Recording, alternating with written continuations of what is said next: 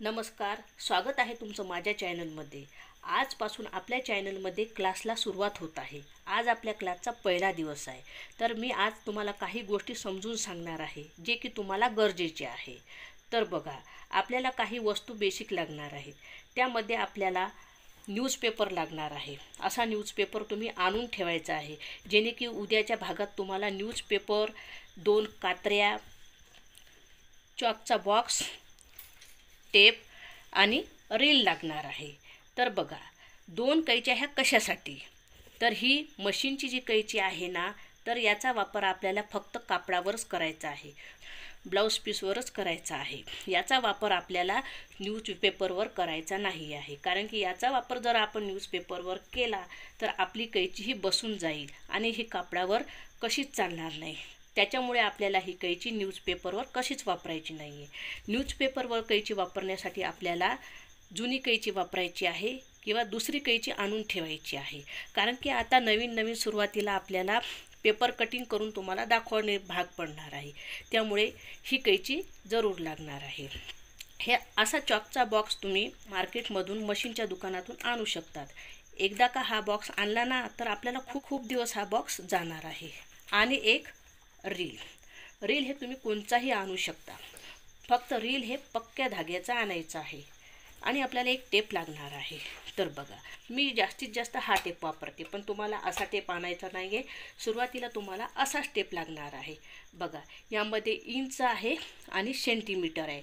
मागच्या साईडला सेंटीमीटर पण आहे आणि इंच पण आहे। तर या टेपचा पूर्ण व्हिडिओ मी माझ्या चॅनलवर अपलोड केलेला आहे, तरी तुम्ही तिथे जाऊन बघा।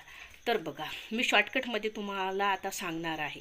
हे बघा, हे 1 इंच, हे 2 इंच, हे 3 इंच, हे 4 इंच, असे जे मोठे आकडे दिसतात ना, हे इंचाचे आहेत। आता 1 इंचाच्या मधात अशी दुमत मारली तर हे अर्धा इंच आहे। ही जी मोठी रेस आहे ना, ही अर्धा इंच आहे।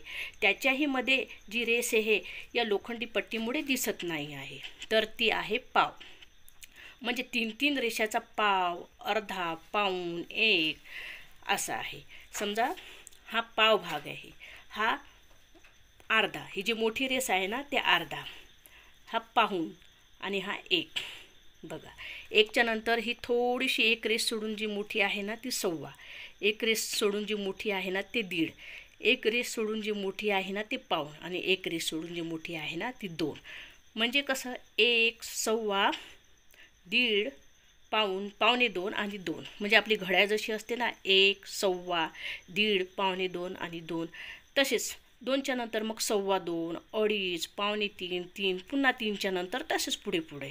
तर आपण ब्लाऊज शिवताना इंचाचा वापर करणार आहोत, सेंटीमीटरचा वापर करणार नाहीत आहोत। सेंटीमीटरचा वापर फक्त आपण कपडा मोजण्यासाठी करणार आहोत। तर बघा, ते तुम्हाला दिवसातून 2दा याची प्रॅक्टिस करायची आहे।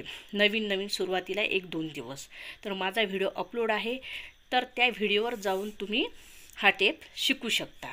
तर आता हा टेप मी तुम्हाला वरच्यावर सांगितलेला आहे, कारण की याचा डीप व्हिडिओ मी माझ्या चॅनलवर अपलोड केलेला आहे, तर ते तुम्ही जाऊन बघा।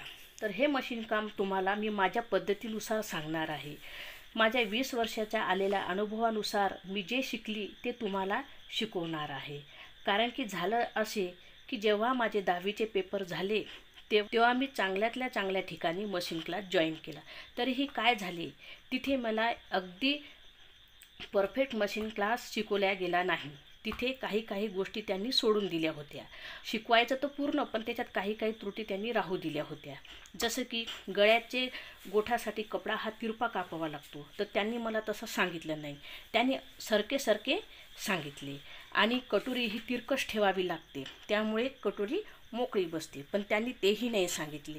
बस त्याने असे सांगितले की हा कपडा आहे, या कपड्यावर कागदाचे मापे ठेवायचे आणि कपडा कापून घ्यायचा, जसा कपडा बसन त्याच्यामध्ये पूर्ण मापे बसवायची।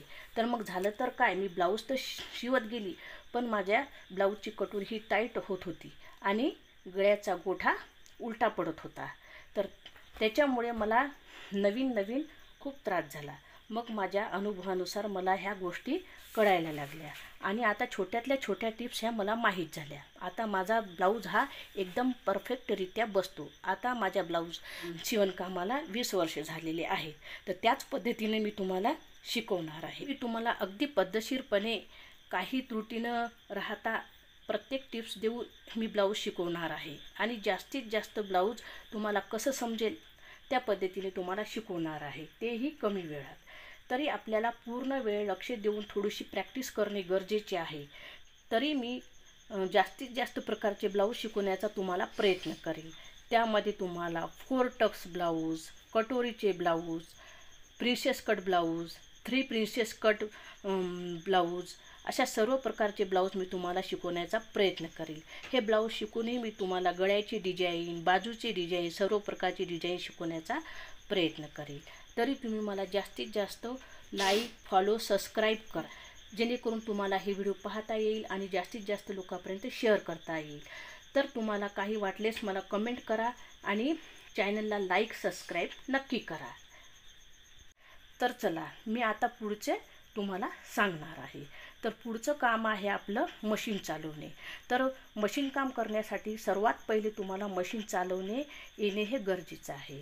तर तुम्हाला काही दिवस 2-3 दिवस याची प्रॅक्टिस करावी लागेल. तसं तर मी तुम्हाला शॉर्टकटमध्ये आज सांगून देणार आहे आणि एक स्पेशल व्हिडिओ पुन्हा बारकाईने त्याच्यासाठी टाकणार आहे, तर तेही बघून घे जा.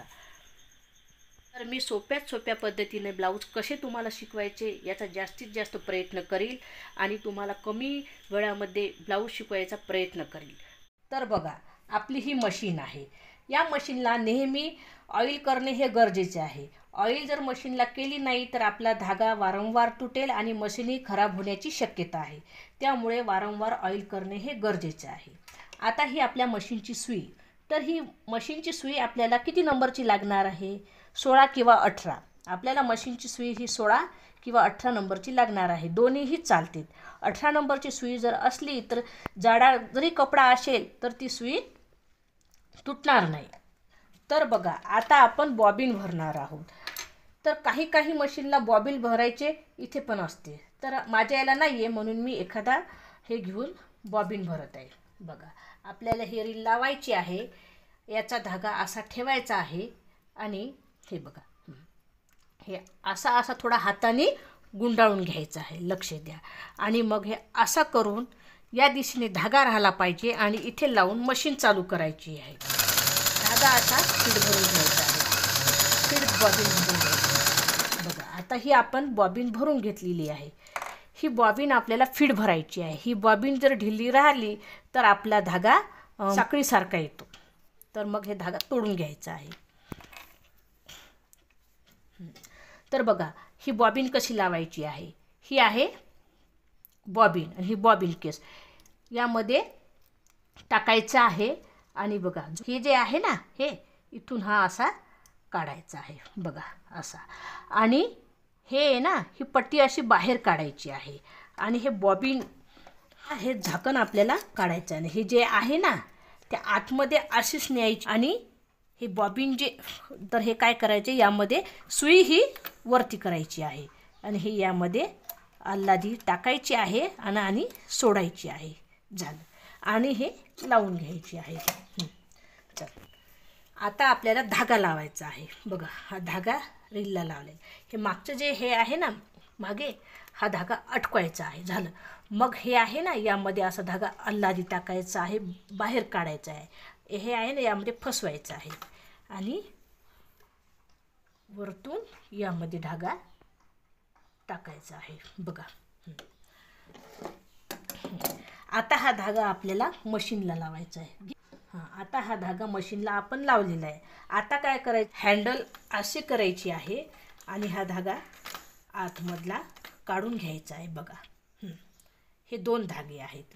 हे 2 धागे आपल्याला असे मागे करायचे आहे. बघा, झाला. हा मशीनला धागा आपला लागलेला आहे. आजपर्यंत हे इतकं.